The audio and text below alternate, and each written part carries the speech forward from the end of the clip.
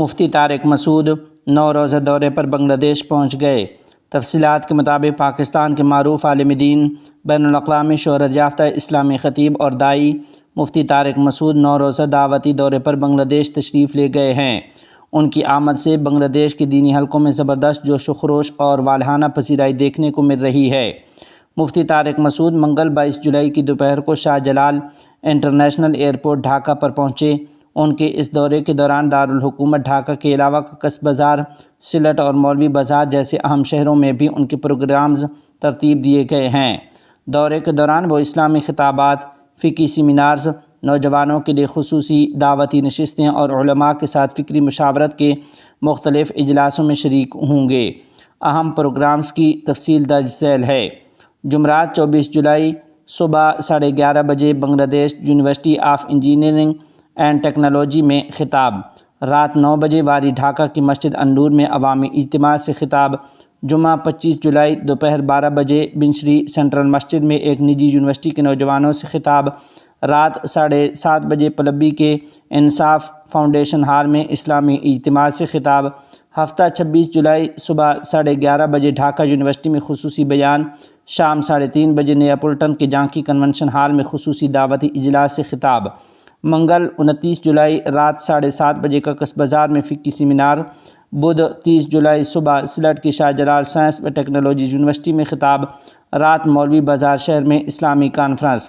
جمعرات 31 جولائی رات دورے کا سب سے بڑا پروگرام بین الاقوامی اسلامی دعوتی کانفرنس جو کہ بنگلہ دیش چین فرینڈشپ کنونشن سینٹر آگار گاؤں ڈھاکہ میں منعقد ہوگا۔ اس عظیم الشان کانفرنس کا اہتمام مرکز الفرقان تعلیمی ادارہ کر رہا ہے۔ مفتی طارق مسعود کی تقاریر میں معاشرتی مسائل، خاندانی زندگی کے اصول، اخلاقیات اور حلال و حرام کی واضح تعلیمات نہایت مؤثر انداز میں بیان کی جاتی ہیں جو خصوصاً نوجوان نسل میں بہت مقبول ہے۔ ان کا انداز سادہ مگر مدلل اور فکر انگیز ہوتا ہے جو انہیں عالمی سطح پر ایک نمایاں اسلامی داعی کے طور پر ممتاز کرتا ہے۔ یاد رہے کہ ان کے اس دعوتی دورے کو بنگلہ دیش میں اسلامی بیداری اور فکری تحریک کے ایک نئے باب سے تعبیر کیا جا رہا ہے۔ پاکستان اور افغانستان کے درمیان ترجیحی معاہدہ PTA طے پا گیا ہے۔ دونوں ممالک کے درمیان طے پائے جانے والے معاہدے پر دستخط ہو گئے ہیں۔ اسلام آباد میں معاہدے پر دستخط کی تقریب منعقد ہوئی جہاں پاکستان کے سیکرٹری تجارت جواد پال اور افغانستان کی جانب سے افغان ڈپٹی وزیر تجارت ملا احمد اللہ ظاہر نے معاہدے پر دستخط کیے۔ پاکستان اور افغانستان کے درمیان طے پائے جانے والے معاہدے کے تحت دونوں ممالک ایک دوسرے کی درآمدی اشیاء پر ٹیرف میں نمایاں کمی کریں گے اور معاہدے کے تحت دونوں ممالک نے ٹیرف کی شرح 60% سے کم کر کے 27% تک لانے پر اتفاق کیا ہے۔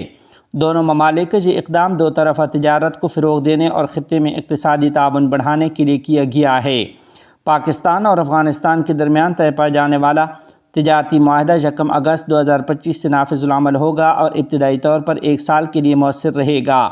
معاہدے کے تحت پاکستان افغانستان سے درآمد کیے جانے والے انگور، انار، سیب اور ٹماٹر پر ڈیوٹی کم کرے گا جبکہ افغانستان پاکستان سے آنے والے آم، کینو، کیلے اور آلو پر ٹیرف میں کمی کرے گا۔ حماس رہنما خالد مشعل کا مولانا فضل الرحمان سے ٹیلی فونک رابطہ۔ تفصیلات کے مطابق حماس کے رہنما خالد مشعل نے جمعیت علماء اسلام کے سربراہ مولانا فضل الرحمان سے ٹیلی فونک رابطہ کیا جس میں انہوں نے غزہ میں خوراک اور ادویات کی قلت سے متعلق تشویشناک صورتحال سے آگاہ کیا ہے۔ خالد مشعل نے اپیل کی کہ پاکستان اپنا اثر و رسوخ استعمال کر کے غزہ اور ادویات کے لیے زمینی راستہ کھلوائے۔ جمعیت علماء اسلام کے سربراہ مولانا فضل الرحمان نے کہا کہ غزہ کے معاملے پر سیاسی مذہبی جماعتوں کا اجلاس طلب کیا گیا ہے جس میں پاکستانی حکومت سے متفقہ طور پر مطالبہ کریں گے۔ یاد رہے کہ یہ اجلاس گزشتہ کل منعقد ہو چکا ہے۔ انہوں نے کہا کہ مذہبی جماعتوں کے ایجنڈے میں غزہ اور فلسطین سر فہرست ہے۔ خالد مشعل نے پاکستان کی مذہبی جماعتوں کی قیادت کے جذبات کو خراج تحسین پیش کیا ہے۔ میں 2 دن پہلے رات کے کوئی 1:30 بجے کا ٹائم تھا، جناب خالد مشعل صاحب کا فون آیا مجھے اور ویڈیو فون تھا، زوم پہ وہ بات کر رہے تھے اور آپ حضرات کے لیے سلام بھی بھیجا اور آپ حضرات کے لیے پیغام بھی بھیجا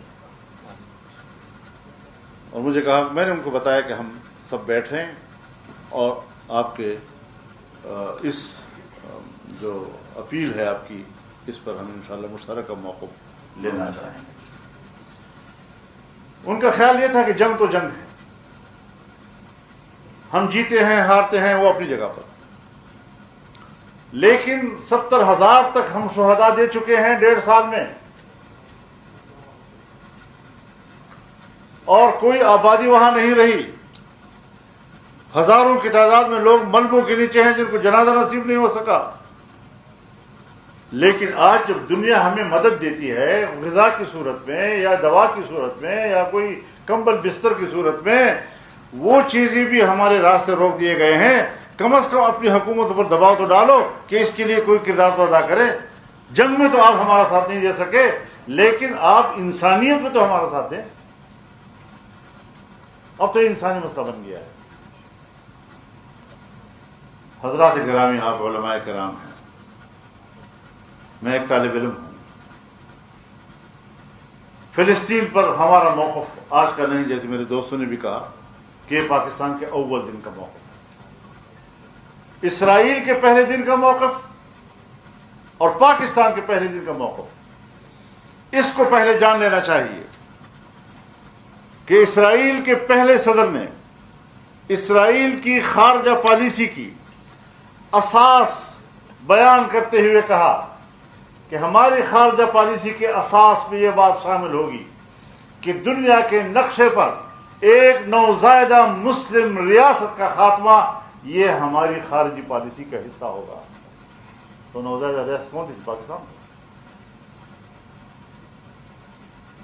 اور پاکستان نے 47 کی قرارداد میں یہودی بستیوں کی مخالفت کی، جس کو ہم قرارداد پاکستان کہتے ہیں۔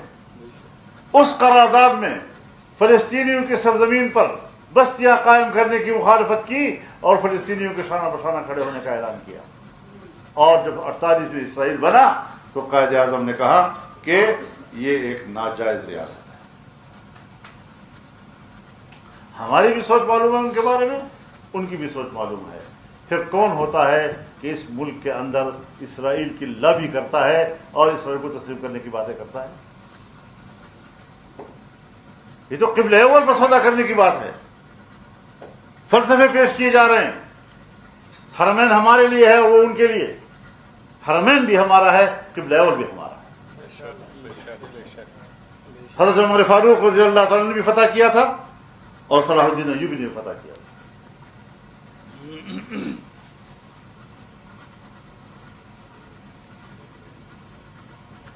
تو یہ ہماری تاریخ ہے۔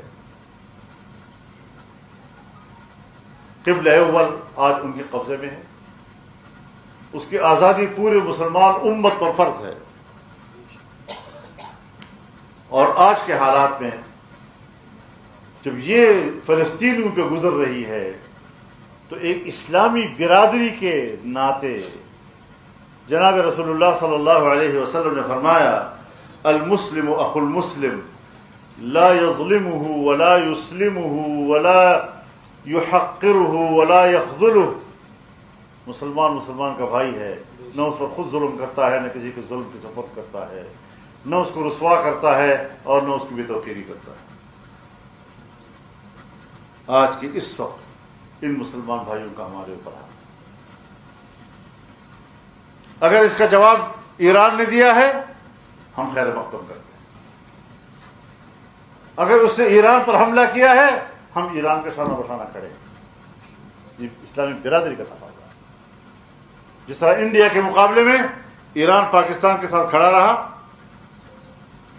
تو ہمارا بھی حق ہے کہ ہم اس وقت اسرائیل کے مقابلے میں اگر وہ مقاومت کرتا ہے تو ہم اس کو مکمل ساتھ لیں۔ لیکن اس کا یہ مطلب نہیں کہ ہم حرمین شریفین سے بے نیاز ہیں یا اسے صرف نظر کر رہے ہیں۔ ہم حرمین کی جنگ بھی اس سے کہیں زیادہ بڑھ کر پوری وحدت امت کے ساتھ لڑیں گے۔ احتشام صدیقی ممبئی ٹرین بم دھماکہ کیس میں 19 سال بعد باعزت بری۔ تفصیلات کے مطابق ممبئی لوکل ٹرین بم دھماکہ کیس میں ناحق قید کاٹنے والے احتشام صدیقی کو 19 برس بعد بامبے ہائی کورٹ نے باعزت بری کر دیا ہے۔ عدالت نے اپنے فیصلے میں کہا کہ ملزمان کے خلاف مقدمے میں کوئی بھی ٹھوس ثبوت پیش نہیں کیا گیا اور اصل مجرم تاحال آزاد گھوم رہے ہیں۔ احتشام صدیقی ان 12 بے قصور افراد میں شامل ہیں جنہیں کل عدالت نے مکمل بری کر دیا۔ احتشام، جنہیں 24 سال کی عمر میں گرفتار کیا گیا تھا، آج جمعیت علماء مہاراشٹر کے دفتر پہنچے اور رہائی کے لیے قانونی جدوجہد کرنے والے تمام ذمہ داران کا شکریہ ادا کیا ہے۔ احتشام نے دوران قید نہ صرف قرآن کریم حفظ کیا بلکہ اعلیٰ تعلیم بھی حاصل کی۔ وہ اس وقت وکالت کے آخری سال میں ہیں۔ انہوں نے کہا کہ ابتدائی برس انتہائی اذیت ناک تھے، تاہم جمعیت علماء ہند کی مداخلت سے حالات بہتر ہوئے۔ دوسری جانب اس فیصلے پر جمعیت علماء ہند کے صدر مولانا سید ارشد مدنی صاحب دامت برکاتہم نے بیان دیتے ہوئے کہا ہے کہ یہ انصاف نہیں بلکہ صرف رہائی ہے، جبکہ اصل مجرم آزاد ہیں۔ انہوں نے کہا کہ اس کیس نے انصاف، نظام عدل اور حکومت کی نیت سب پر سوالیہ نشان کھڑے کر دیے ہیں۔ مولانا سید ارشد مدنی صاحب نے اسے ملک کی عدلیہ پر سے عوامی اعتماد متزلزل ہونے کا سبب قرار دیا اور مطالبہ کیا کہ جھوٹے مقدمات میں ملوث اہلکاروں اور تفتیشی ایجنسیوں کے خلاف کارروائی کی جائے۔ انہوں نے زور دیا کہ ایسے مظلوموں کو نہ صرف معاوضہ دیا جائے بلکہ باعزت زندگی گزارنے کے مواقع بھی فراہم کیے جائیں۔ اسلامی تعاون تنظیم OIC کے سربراہ کا کابل کا دورہ۔ تفصیلات کے مطابق اسلامی تعاون تنظیم کے سربراہ نے کابل کا دورہ کیا ہے۔ امارت اسلامیہ افغانستان کے نائب رئیس الوزراء برائے انتظامی امور ملا عبدالسلام حنفی نے سپیر ارگ صدر مقام میں اسلامی تعاون تنظیم OIC کے سربراہ محمد عبدالکریم عیسیٰ اور ان کے ہمراہ آنے والے وفد کا استقبال کیا۔ اس موقع پر ملا عبدالسلام حنفی نے اسلامی تعاون تنظیم کے سربراہ اور ان کے وفد سے ملاقات کی، جس میں فریقین نے اسلامی تعاون، انسانی امداد، امارت اسلامیہ کی کامیابیوں، افغان مہاجرین کی صورتحال اور مشترکہ تعاون کو مضبوط بنانے کے امور پر تبادلہ خیال کیا ہے۔